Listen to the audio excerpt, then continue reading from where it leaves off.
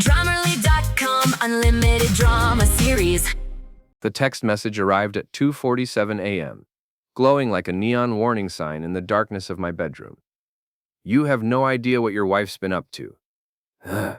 I stared at the unknown number, my calloused fingers gripping the phone tighter than a wrench on a stubborn pipe. 20 years of marriage to Sarah, and some stranger thinks they know her better than I do? I almost deleted it, almost rolled over and went back to sleep. Almost, but then I heard her voice drifting up from the kitchen below, talking in hushed tones to someone on the phone, at 3 in the morning. I know, Mom. I know, Sarah whispered, her voice carrying that edge it got when she was plotting something. But the timing has to be perfect. I slipped out of bed, my contractor's instincts kicking in. 23 years in plumbing and electrical work teaches you to move quietly, to listen for problems before they become disasters. The hardwood floors in our fixer-upper house knew my weight by now, knew how to stay silent under my bare feet. When will you finally tell Dave the truth about the kids? Came the tinny voice of my mother-in-law through Sarah's phone speaker. My blood turned to ice water in my veins. Not until they finish college, Sarah replied, her voice as cold as the basement where I'd spent countless hours fixing our foundation. Their real father can't afford tuition, and Dave's too stupid to figure it out. Besides, he's useful for now. I gripped the stair railing so hard I thought the wood might splinter. Emma was 17. Jake was 15. I'd coached Jake's Little League team for 8 years. I'd taught Emma how to change a tire just last month. I'd been there for every scraped knee, every school play, every proud moment of their lives. And they weren't mine. The conversation continued, but the words became white noise. My vision tunneled, and for a moment I thought I might pass out right there on the stairs. But then something else kicked in, something cold and calculating that I'd never felt before. I crept back to the bedroom and grabbed Sarah's laptop from her nightstand. She'd always been careless with passwords, using the same one for everything. Success 2024. How fitting. Her email was a goldmine of deception. Business trips that weren't business trips. Late nights at the office that were actually late nights at the Riverside Motel on Highway 9. And the photos, God, the photos with Marcus, her business partner from the corporate consulting firm, where she'd climbed the ladder faster than I could fix a burst pipe. Marcus Kellerman, 34 years old, driving a silver Audi, living in the Pinnacle Heights condos across town. The kind of guy who wore $1,000 suits and looked at people like me as if we were stains on his Italian leather shoes. I'd met him twice at company parties. He'd shaken my hand with the grip of a man who'd never done a day of real work. His smile as fake as Sarah's sudden interest in working late. But it was the text thread between Sarah and her sister Jennifer that really twisted the knife. Sarah, Dave's getting suspicious. He asked why I've been working so many weekends. Jennifer, just keep playing the devoted wife. You've got him wrapped around your finger. Sarah, for now, but I'm getting tired of pretending. Marcus wants me to leave Dave, but I can't afford to lose half of everything in a divorce. Not when Dave's construction business is finally taking off. Jennifer, so what's the plan? Sarah, working on it. Dave's been drinking more lately. Shouldn't be hard to make him look like an unfit father. Then I get the kids, the house, and the business. I closed the laptop with shaking hands. 20 years of marriage, and I was just a meal ticket. A useful idiot who paid the bills while she played house with her corporate prince. The old Dave, the one who'd believed in marriage vows and second chances, would have confronted her, would have demanded explanations and begged for counseling. But that Dave died at 3:17 a.m. on a Tuesday morning in October. The new Dave started planning. The next morning, I watched Sarah get ready for work with new eyes. She moved through our bedroom like an actress preparing for a role, each gesture calculated for maximum effect. You were up late last night, I said, testing the waters while I tied my work boots. Conference call with the Singapore office, she replied without missing a beat, applying her lipstick with the precision of a surgeon. You know how these international deals work. I knew exactly how they worked now. Marcus handling the project well? I asked casually. Her hand paused for just a fraction of a second. He's competent. Competent. Right. After she left for the office in her BMW, the one I'd helped finance with overtime hours and weekend jobs, I called my foreman and told him I'd be late. Then I drove to Mickey's boxing gym on the south side of town. Mickey Torino had been my friend since high school, back when we were both young and stupid enough to think we could make it as professional fighters. Now he trained kids and gave advice to middle-aged guys like me who needed to hit something before they exploded. "You look like hell," Mickey said when I walked into his cramped office above the gym floor. The smell of sweat and leather filled the air, mixing with the sound of gloves hitting heavy bags. "Feel worse," I admitted, slumping into the folding chair across from his desk. "Sarah's cheating on me." Mickey's weathered face didn't show surprise. "How long you known?" "Since last night, but probably should have figured it out months ago." "What are you gonna do?" I stared at the photos on Mickey's wall. Pictures of fighters, some winners, some losers, all of them bloodied but standing. "I don't know yet, but I'm not going down without a fight." Mickey leaned back in his chair, studying me with the same intensity he used to analyze opponents. "Dave, I've known you since you were 16 years old. You're a good man, maybe too good. But sometimes good men get walked on. Not anymore." "What's that mean?" I met his eyes. "It means I'm done being the nice guy." That afternoon, I started my research. I drove past Marcus's condo building, noting the security cameras and the parking garage layout. I followed Sarah's BMW to the Riverside Motel, watching from across the street as she met Marcus in the parking lot. They didn't even try to hide it. He kissed her right there in broad daylight, his hands roaming over her body like he owned it, like I didn't exist. I took photos with my phone, documenting everything: times, dates, license plates. If Sarah wanted to play games, she was about to learn that I'd spent 2 decades solving problems for a living. The motel was perfect for my purposes, isolated, with only one security camera that pointed toward the office, not the parking lot. Marcus always parked his Audi in the same spot, far from other cars, like he was afraid someone might scratch his precious paint job. That gave me an idea. I waited until the following Tuesday. Sarah had texted me about another late meeting, and I knew exactly where that meeting would take place. I loaded my work truck with supplies: a 5-gallon bucket, rubber gloves, and the contents of the septic tank I'd pumped that morning at a job site on Elm Street. The homeowner had been apologetic about the smell, but I'd assured him it was just part of the job. Now it would be part of a different kind of job. The Riverside Motel parking lot was empty, except for Marcus's silver Audi, gleaming under the afternoon sun like a beacon of arrogance.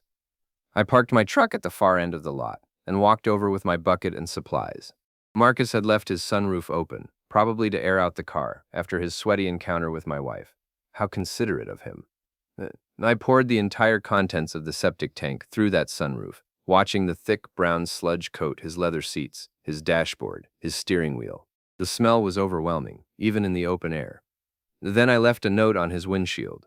"Next time, try a hotel with better ventilation. A concerned citizen." I was back in my truck and halfway home before I heard the screaming. That evening, Sarah came home in a taxi, her face pale and her hands shaking. "What happened to your car?" I asked, looking up from my dinner.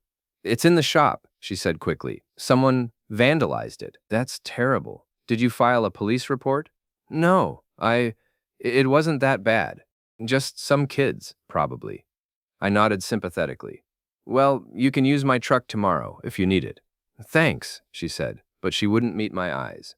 That night, I lay in bed listening to Sarah make quiet phone calls in the bathroom.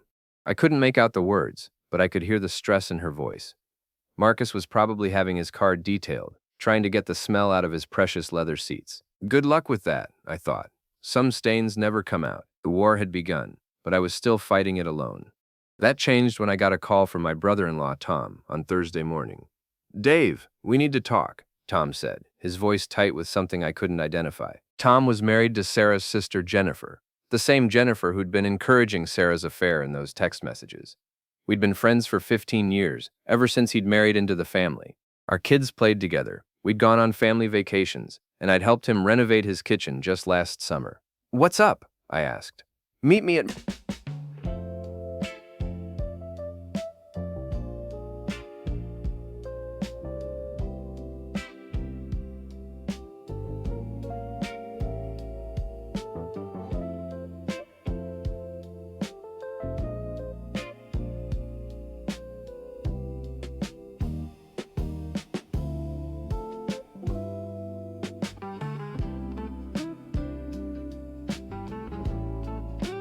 "Murphy's Bar tonight, 7 o'clock. And Dave, don't tell Sarah."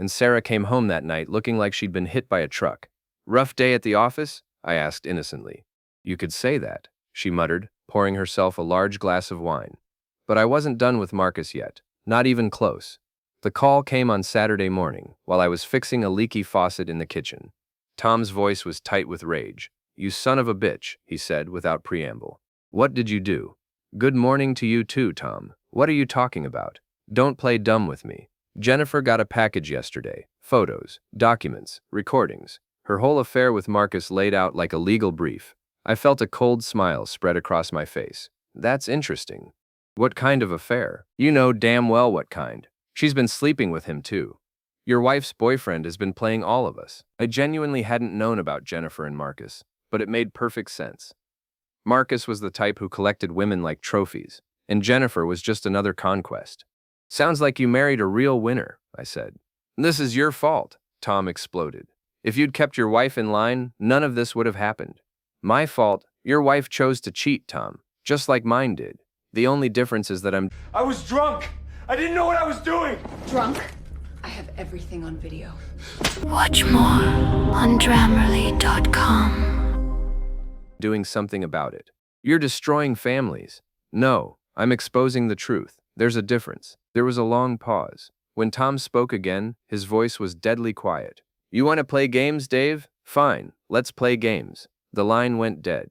I should have been worried about Tom's threat, but I felt strangely calm. The old Dave would have tried to make peace, would have apologized for things that weren't his fault. But the old Dave was gone, buried under 20 years of lies and betrayal. The new Dave was just getting started.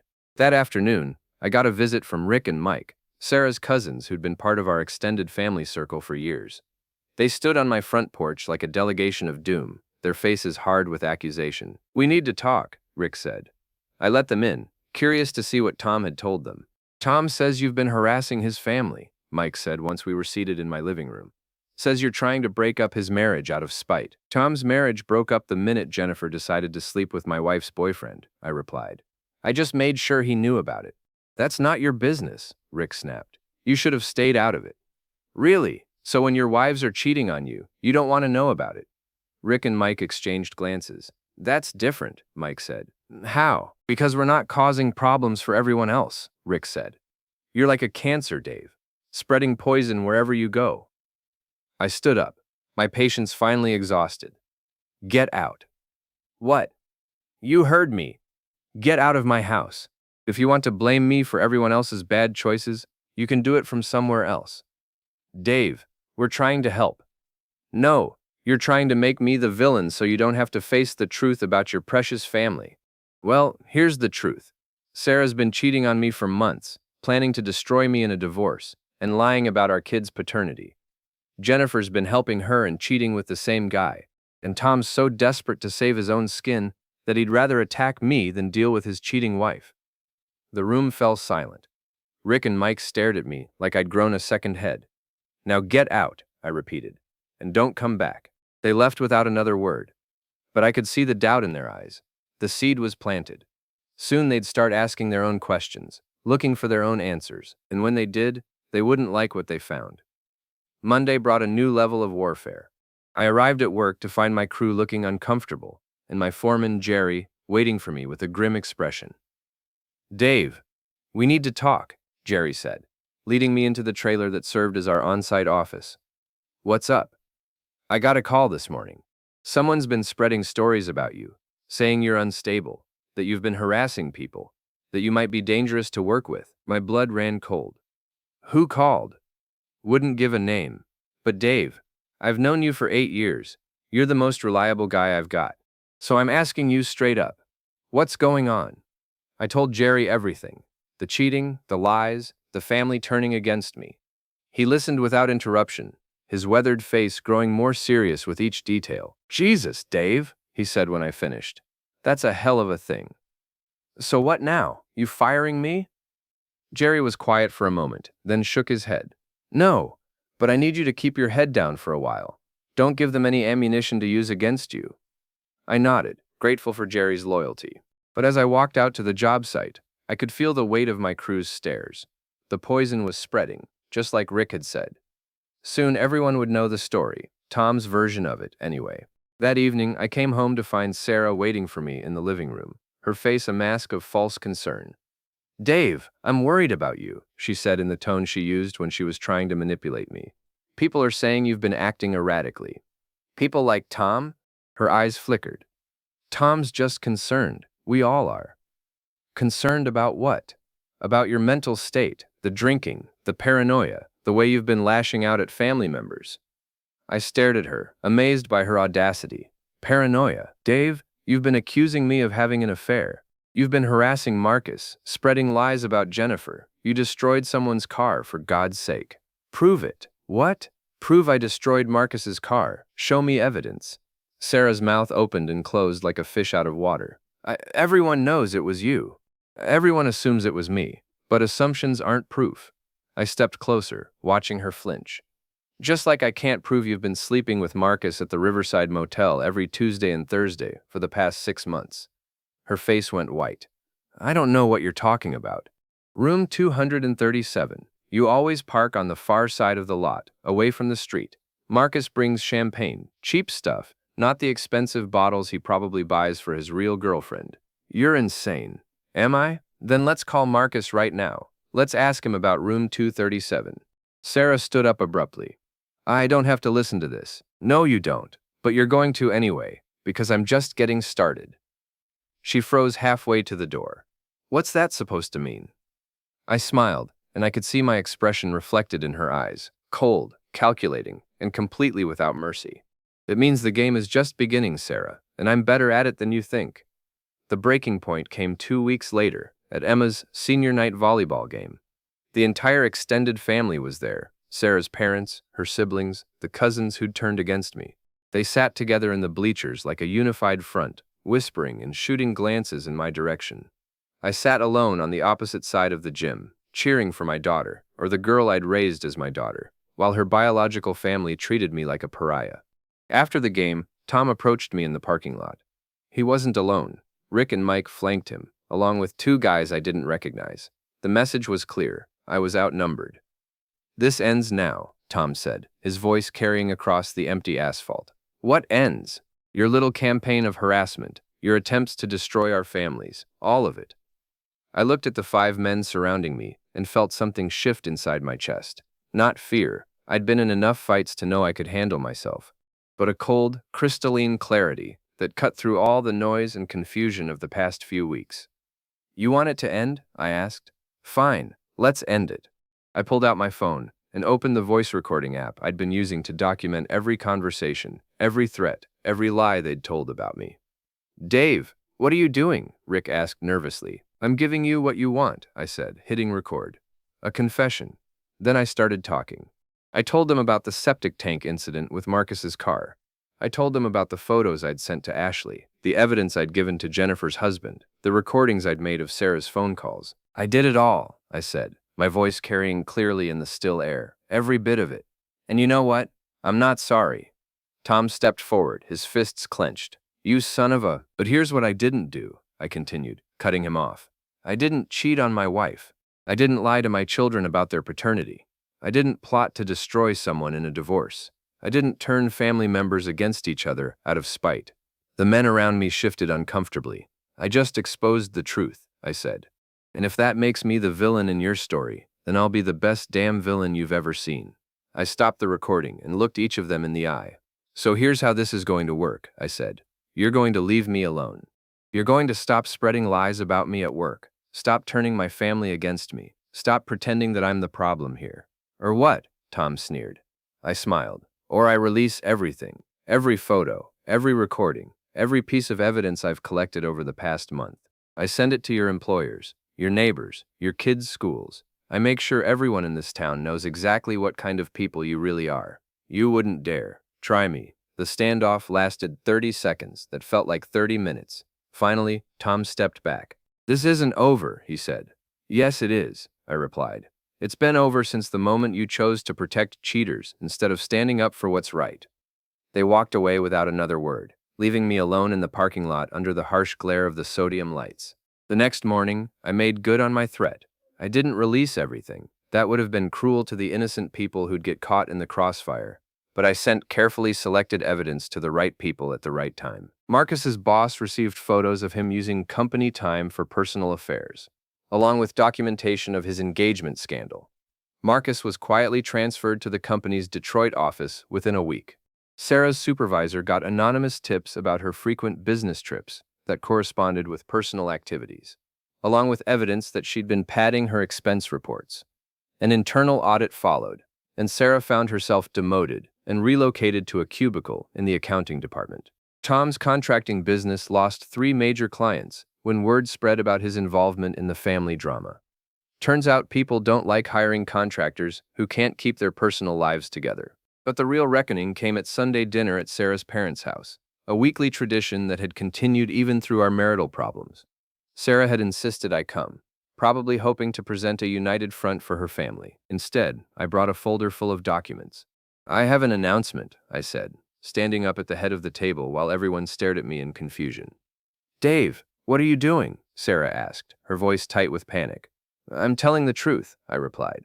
Then I opened the folder and began reading from the DNA test results I'd obtained 3 weeks earlier. The silence that followed was deafening. Sarah's mother dropped her fork. Her father's face turned red with rage. Emma and Jake, my kids, regardless of biology, stared at me with expressions of shock and betrayal.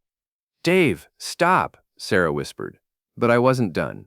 I read the text messages between Sarah and Marcus, the emails planning my destruction, the recorded conversation with her mother about keeping the paternity secret. When I finished, the room exploded. Sarah's father launched himself across the table at me, but I was ready for him. 20 years of construction work had kept me strong, and the boxing training with Mickey had sharpened my reflexes. I caught his wrist and twisted, sending him stumbling backward into his chair. "Sit down, Frank," I said calmly. "You've heard enough lies. Time to deal with the truth." "You bastard!" Sarah screamed. "How could you do this to our children?" "Our children?" I laughed, but there was no humor in it. "These aren't our children, Sarah. You made that very clear. They're your children and Marcus's children. I'm just the fool who paid for their upbringing." Emma started crying. Jake sat frozen, his face pale with shock. Part of me wanted to comfort them, to tell them that biology didn't matter, that I'd always love them regardless.